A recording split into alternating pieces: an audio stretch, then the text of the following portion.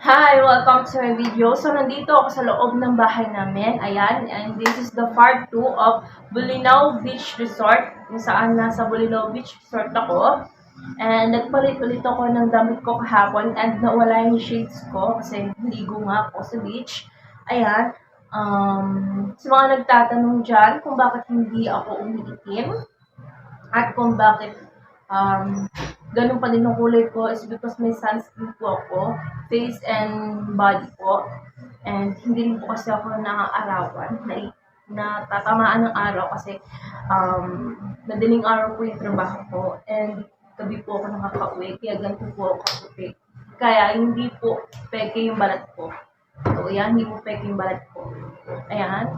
So, papakita ko na sa inyo ulit yung Bulinaw Beach Resort dito sa Pangasinan. Okay, kaya ano pang hinihintay nyo? Halika na.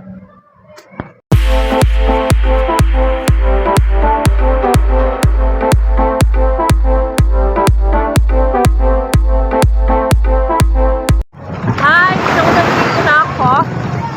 Dito na ako ngayon sa beach. Lakas talaga ng alon pagkano. Mula hanggang alas 12. So, ganyan kalakas yung alon. Ayun, may nagbabanana po. May nagbabangka. Kulang siya mag-try. Kulang siya mag-try. Kaya hindi ako sasampihin talagang alon dito.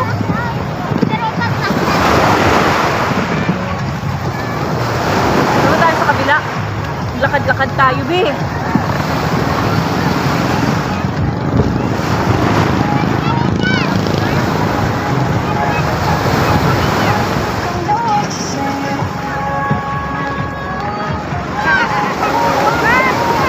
Ayan, naglalakad-lakad muna ako. Ay, di, wala akong dalang pera. Bigla ng pagkain dito.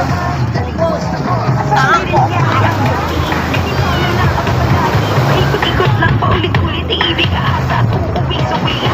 Ako makapunta sa lakad ng tao. Natutunay na bahay.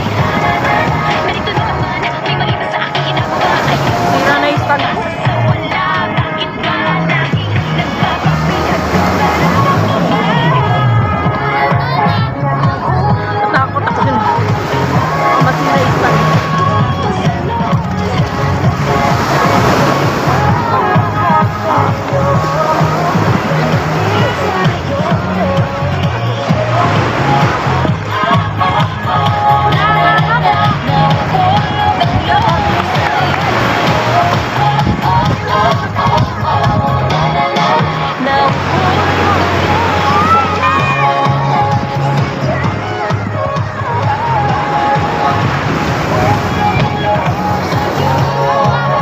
Ganda, B. Wala akong dalang pera. Wala akong dalang pera. Ano palang bilihan dito?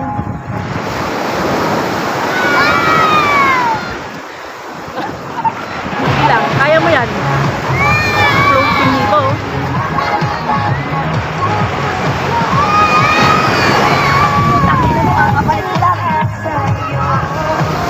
Ikot naman tayo. Para makikita yung bungan. Ikot naman tayo.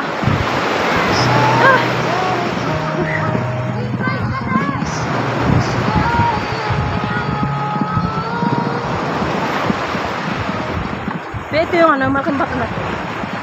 Ito siya. Malaking bato. Ayan. Aray! Tamaan ako malaking bato.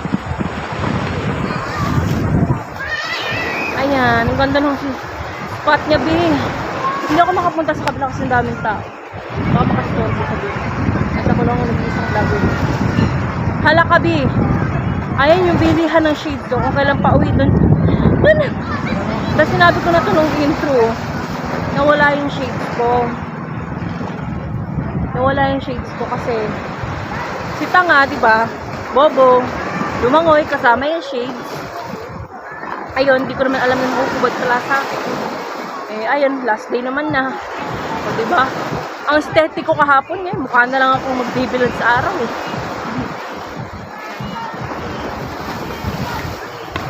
Ay, kuya, magkano shades nyo? Ha? Ha? 150. Aha. Wala ko dala pera dito. Wala ko dala pera dito. Ayan, diba? Pasensya na, hindi ko ano si kuya kasi wala talaga akong dalang pera kasi kakasabi ko lang po hapon nabankrupt yung pera ko nabankrupt yung pera ko sa GCash kasi kinain. Ngayon, bumalik siya kahapon pero hindi pa siya maka-cash in kasi nag-aalala ko baka kainin ulit yung pera ko.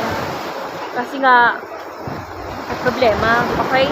Wag na tayo doon, pero hindi ko intention si kuya na hindi ko intention na wag bumili kay kuya. Pero gusto ko talagang bumili ng shades be kasi ang aesthetic nun sa paningin ko, kahit na hindi ka naka-bikini, ganyan. Lashabi. Oh, pag nadapa ka, anga ka.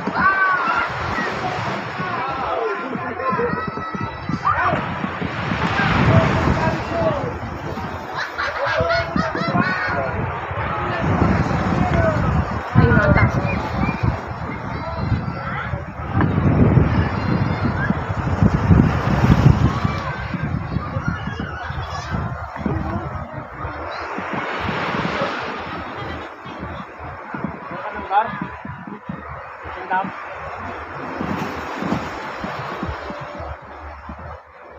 Ayan. Ang tahimik ng dagat. Ano siya? Hindi pala tahimik. Bakit ba tahimik? Maingay yung dagat. Maingay pala yung dagat, hindi pala tahimik. Stick up. Ayan.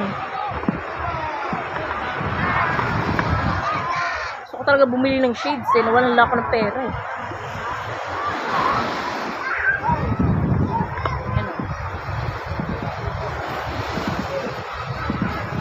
Saka gusto ko din magbangka. So, wala talaga ako pera. Gipit na gipit ako ngayon. 1,000 na lang yung natitira sa pera ko.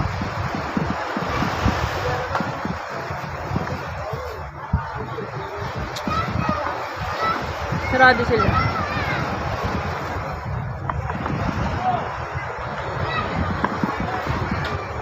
Mamaya papakita ko pa sa inyo yung itsura ng Bolinao Beach paggabi. Pakita ko pa sa inyo. Medyo sisilipin lang natin. Pero sa ngayon, ito lang muna. Ayan. Hi, kuya. Hi po.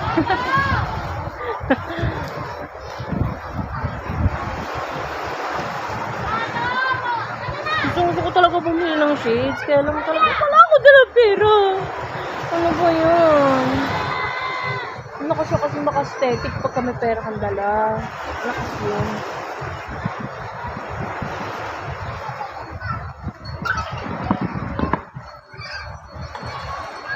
Bi, ganda talaga dito sa Bolinao Beach. Punta ka na, Bi. Sa mag-unwind banding. Dito ka na.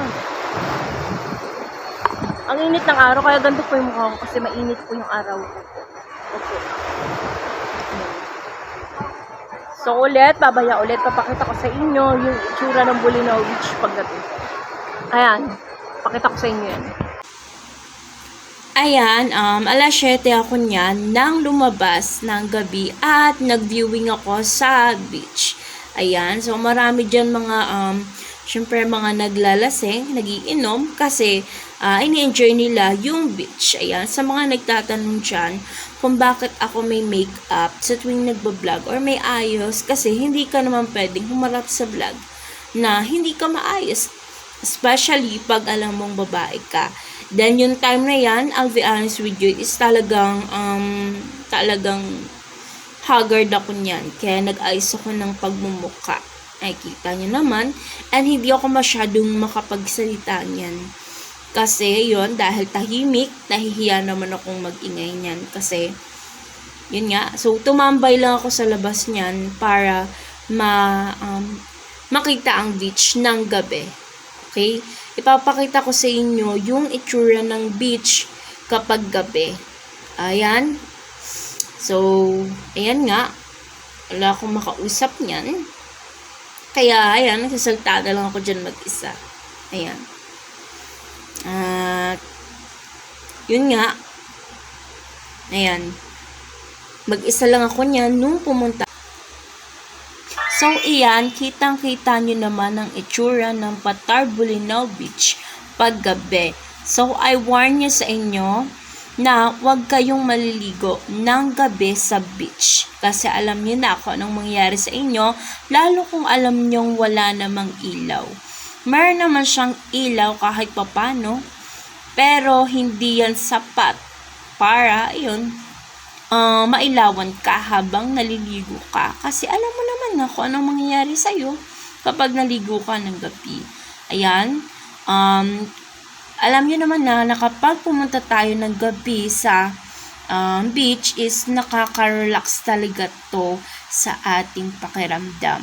May mga tao din yan na nasa likuran ko habang kinukunan ko to na nagre-relax din sa beach. Ayan.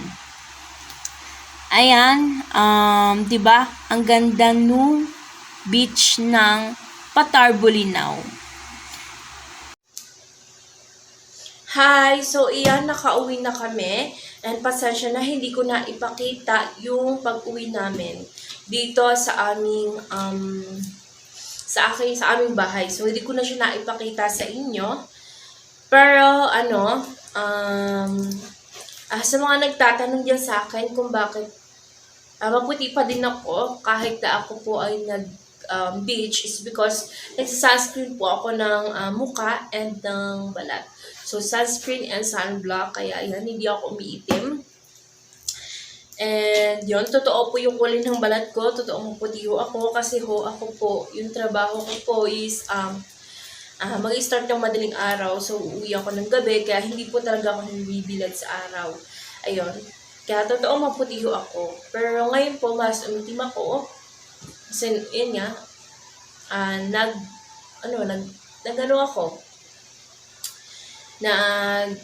nag-beach ako. So, yan. Sa mga, so, baka malate ako ng upload ngayon sa aking YouTube channel ng vlog na to. So, sorry kung malilate to ng upload. Kasi, medyo busy ako. Ayan. Thank you so much na lang sa manonood sa akin. Ayan. At, mag-subscribe lang kayo sa akin. And, panoorin nyo lang ang aking mga vlog sa mga interesado sa aking vlog. Ayan. Yun. At, ayan. See you on next vlog po ulit sa inyo. And, ayan, support small vlogger. So, pakisupport talaga yung mga small vlogger like me. Ayan. Thank you so much sa inyo.